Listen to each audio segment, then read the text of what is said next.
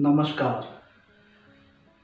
बहुत दिनों बाद फिर मैं आया हूँ आज डायबिटीज़ में यूरिनरी ट्रैक्ट इन्फेक्शन के बारे में चर्चा करने के लिए। यूरिनरी ट्रैक्ट इन्फेक्शन मतलब पेशाब के रास्ते में संक्रमण।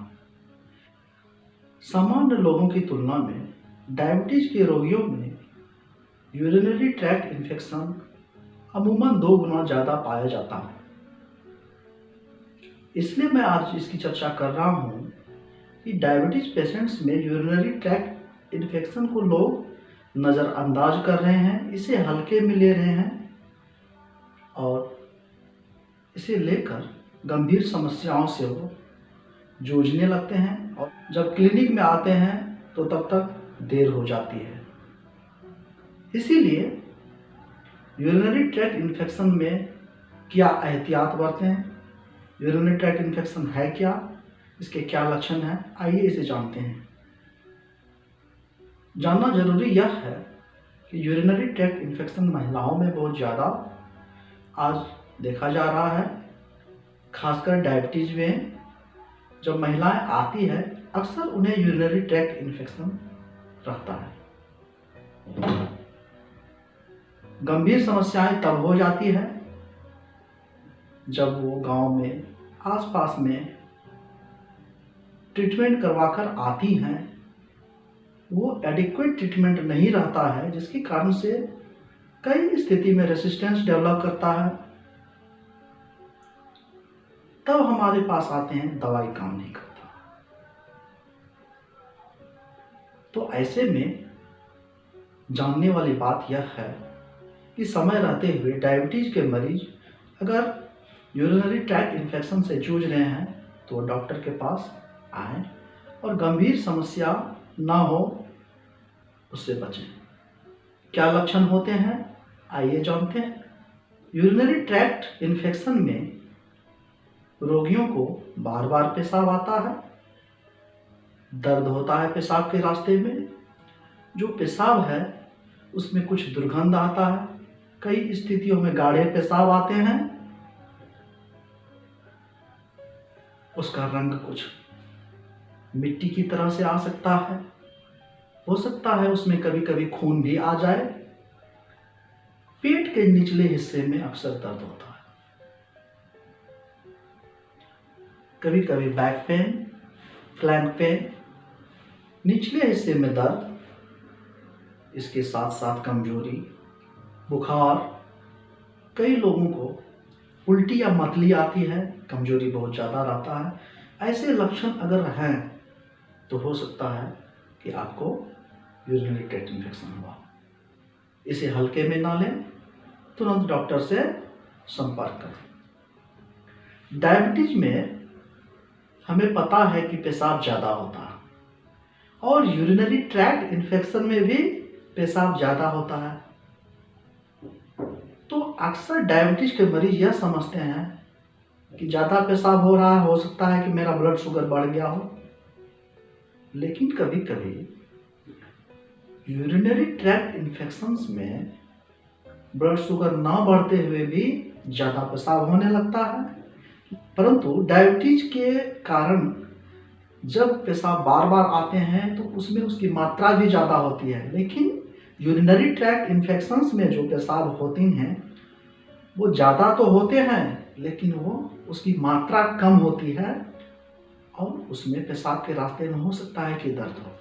कई स्थितियों में डायबिटीज में जब न्यूरोपैथी डेवलप होता है तो उसे दर्द का भी आभास नहीं होता।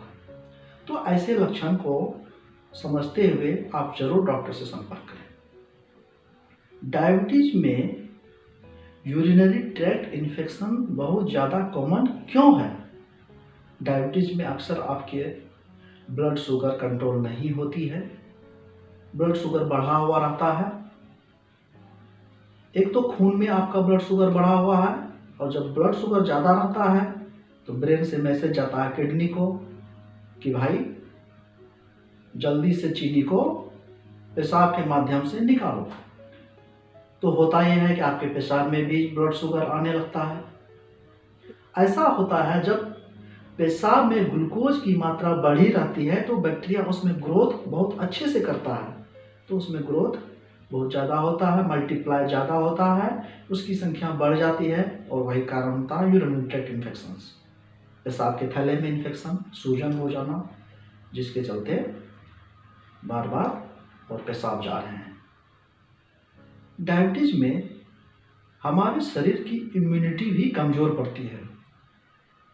डायबिटीज में आपकी इम्यूनिटी जब कमज़ोर हो जाती है तब आपके शरीर में बैक्टीरिया का जब अटैक होता है तो उसे आपका शरीर समाप्त नहीं कर पाता है।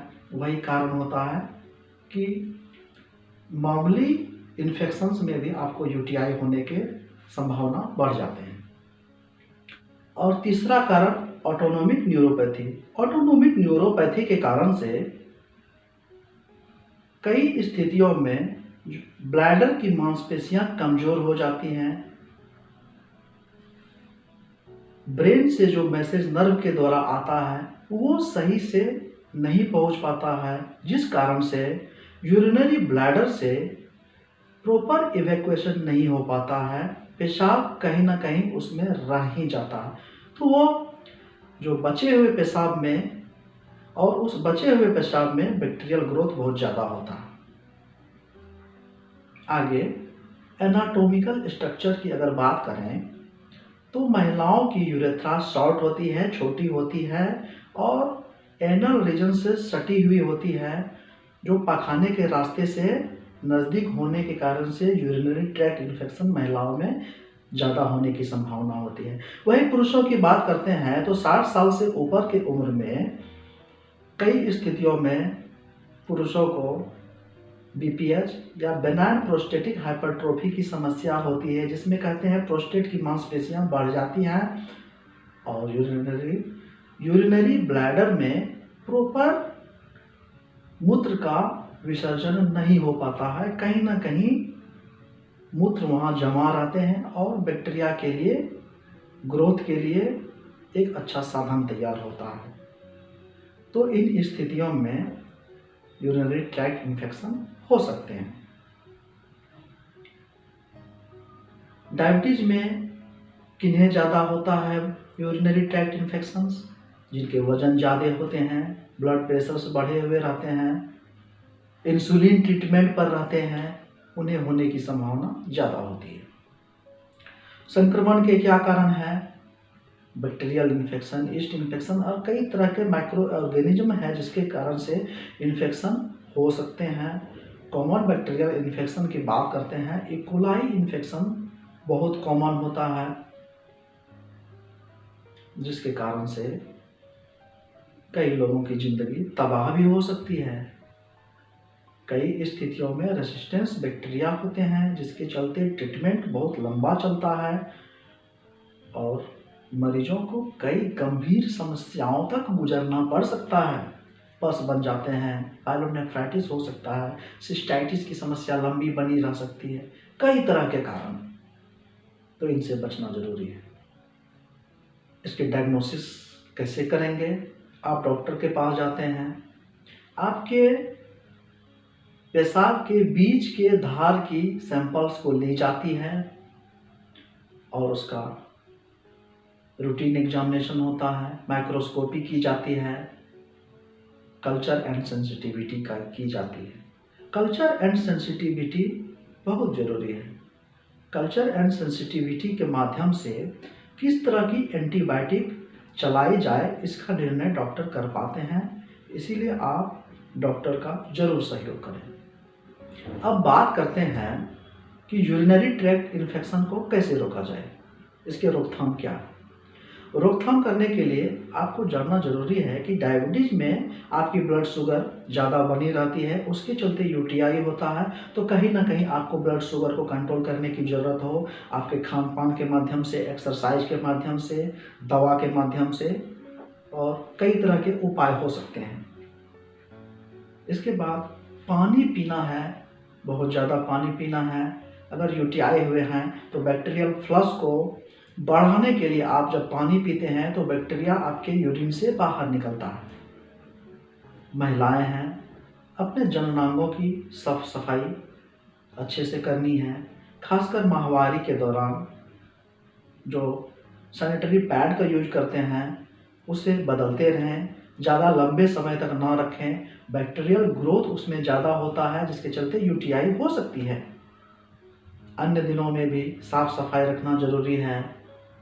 आगे के हिस्से से पीछे के हिस्से की सफाई करनी है, पीछे से आगे के हिस्से की सफाई नहीं करनी है।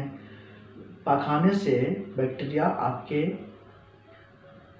मूत्र के रास्ते तक पहुंच सकता है, इसीलिए आगे से पीछे की ओर सफाई करनी जरूरी है। अंडरगारमेंट्स पहनते हैं, सूती अंडरगारमेंट्स हों जिससे कि पसीने को सोखा जा सके, उससे नमी को कम किया जा सकता। नमी में अक्सर बैक्टीरियल ग्रोथ ज़्यादा होता है, इसीलिए कॉटन से बने हुए अंडरगारमेंट्स का प्रयोग करें और उसे नियमित रूप से साबुन या सर्फ से धोने का प्रयास करें। उसके बाद पेशाब को लंबे समय तक रोककर ना रखा जाए। पेशाब को जब आप लंबे समय तक रोककर रखते हैं उसके साथ बैक्टीरिया ऊपर तक पहुंच सकता है या वहां पर सूजन को बढ़ा सकता है। इसीलिए जब पेशाब लगे तुरंत आप मूत्र विसर्जन के लिए जाएं। सेक्स करते हैं, सेक्स के पहले और सेक्स के बाद मूत्र विसर्जन करें और सेक्स के बाद आप अपने प्राइवेट पार्ट्स की सफाई अच्छे से करें। कई लोग अपने प्राइवेट पार्ट्स में इरिटेटिंग स्प्रे का यूज करते हैं, उसे ना करें। कई स्थितियों में वो इरिटेशन यूटीआई को प्रमोट करता है। और सबसे बड़ी बात, अगर यूटीआई के लक्षण दिखते हैं तो आप डॉक्टर से समय रहते हुए मिलें। यूटीआई को गंभीर स्थिति में आने से आप ही रोक सकते हैं। आपका सही ज्ञान आपको कई गंभीर समस्याओं से बचा सकता है। तो आज इतना ही। मैं कई विषय पर समय समय पर आता हूँ, आप हमसे जुड़े रहें, हमारे YouTube चैनल से जुड़ें, सब्सक्राइब करें, लाइक करें और जन जन तक अच्छे विषय को फैलाने की कोशिश करें। हमारे साथ आप भी इस मुहिम में जुड़ें। धन्यवाद। फिर आते हैं अगले दिन किसी अच्छे विषय के साथ। धन्यवाद।